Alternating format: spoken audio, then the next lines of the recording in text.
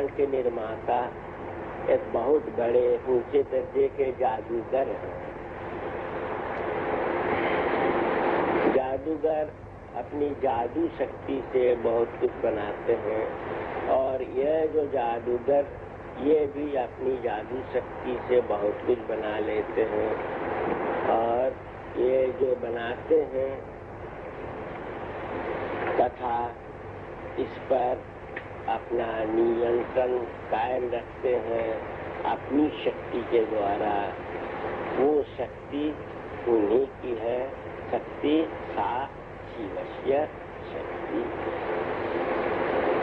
शक्ति के लिए उनके आदेश के अनुसार चलने के सिवाय और कोई दूसरी राह नहीं है, दूसरी गति नहीं है। जादूगर जब जादू का खेल दिखलाते हैं तब जादूगर तो जानते हैं ये तो खेल है, इसमें और कुछ नहीं है, मगर जादू का खेल जो देखते हैं वो तो मंत्रमुग्ध होकर देखते हैं, बुद्धू जैसा देखते हैं। वो सोचते हैं बाप रे बाप क्या बात है, क्या बात है, किंतु वो दरअसल तो कुछ नहीं है, खेल है। तो जादूगर चाहते हैं कि ये खेल देखे और इसी में वो मंत्रमुग्ध हो जाए और खेल के बस में रह जाए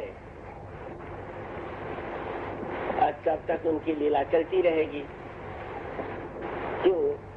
अगर ये दर्शकों में किसी के मन से ये जादू का भ्रम हट गया तब तो समझ लेगा अरे ये तो कुछ नहीं है। तब वो क्या करेगा? दर्शक पार्टी में नहीं रह के जादूगर पार्टी में आना चाहेगा। तो जादूगर सो नहीं चाहता है, क्यों ना दुनिया की लीला तब नहीं रहेगी। तो जो बुद्धिमान आदमी है, चतुर आदमी है, वो क्या करेगा? जादूगर से अपने पार्टी में लेना नहीं चाहेगा, तो क्या करेगा? जादूगर से मोहब्बत कर लेगा और जब मोहब्बत बढ़ जाएगी वो धीरे धीरे जादूगर के पार्टी में घुस जाएंगे और जादूगर के पार्टी में घुस जाने से जादू का जो गोपन तथ्य था, किस तरह से जादू किया गया था, किस तरह से खेल किया गया था, उनको सब मालूम हो जाएगा पूरा। इसलिए हम कहते ना कि दार्शनिक की बुद्धि जहाँ नहीं पहुँच सकती है, भक्त की बुद्धि वहाँ पहुँच जाती है, क्योंकि भक्त का प्रेम है, मोहब्बत है जादूगर से, इसलिए उसको सब कुछ मालूम हो जाता है।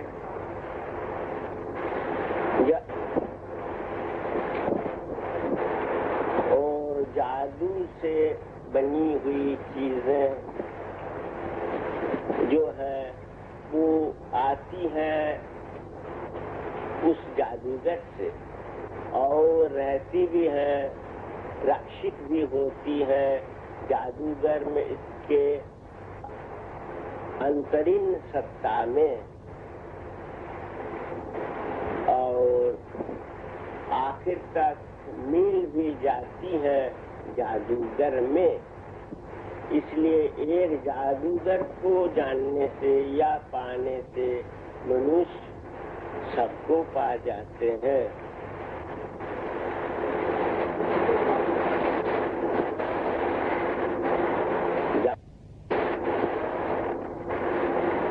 जादूगर को पायो तो सब कुछ पा गए। इसलिए बुद्धिमान जादूगर से मोहब्बत करेंगे और जादू से सृष्ट वस्तुओं से मोहब्बत नहीं करेंगे। और ये जो बुद्धिमान साधक है, कई बार मैंने कहा कि जो साधक है वो बुद्धिमान है, वो चतुर है, और जो साधना नहीं करते वो बुद्धू है। तो ये जो बुद्धिमान साधक जो आंतरिक मोहब्बत के कारण जादूगर के नजदीक पहुंच गए हैं,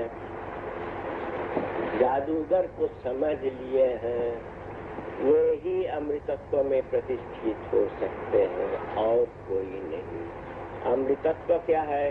इस विश्व में सृष्ट वस्तु जो कुछ भी है वो परिवर्तनशील है, क्यों न सभी धाराएं गतिशील हैं, तो सृष्ट जगत भी एक सृष्टि की धारा के अनुसार चलते हैं, इसलिए ये भी गतिशील है और गतिशील होने के कारण इसमें परिवर्तन है। तो जिनके सत्ता से ये परिवर्तनशील वस्तुओं की पैदाइश हुई है वो अपरिवर्तनीय है। इसलिए जो इस अपरिवर्तनीय सत्ता में, सत सत्ता में प्रतिष्ठित हो गए वो अमृतत्व पाते हैं। क्यों? उनमें परिवर्तन नहीं है, उनमें मौत नहीं है। जो कहते हैं मृत्यु अर्थात मौत की मौत, उनके पास पहुंचने से मौत की मौत हो जाती है। इसका दो माने हो सकता है। एक है उनमें जो उनके पास जो पहुंच गए हैं उनका और पुनर्जन्म नहीं होगा, तो उनकी जो आखिरी मौत हुई, उनकी जो मौत हुई वही आखिरी मौत होगी। और दूसरी बात है हर चीज की मौत होती है तो उनकी भी मौत होनी चाहिए, तो उनके पास आने से मौत की भी मौत हो जाती है। इसलिए कहा गया है कि अमृतास्ते भवन्ति, दे बिकम इमॉर्टल।